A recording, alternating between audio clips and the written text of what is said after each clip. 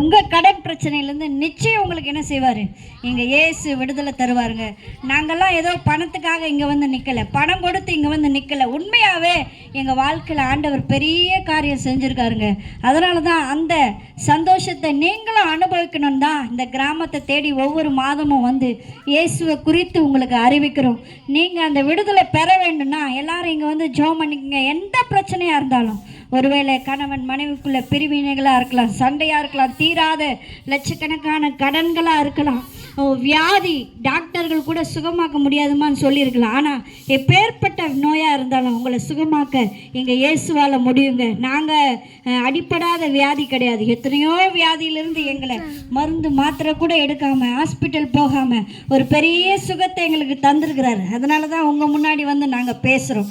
ஏதோ காசு கொடுத்து நாங்கள் வந்து பேசலை.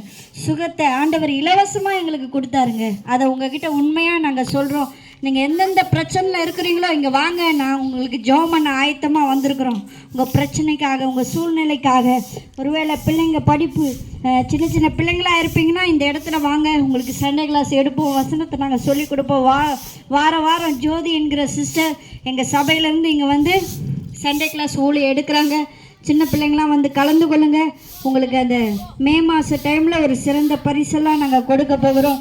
யாரெல்லாம் ஜெபம் பண்ணிக்கணும்னு நினைக்கிறீங்களோ இங்கே முன்னாடி வாங்க, உங்களுக்காக நாங்கள் ஜெபிக்க போகிறோம்.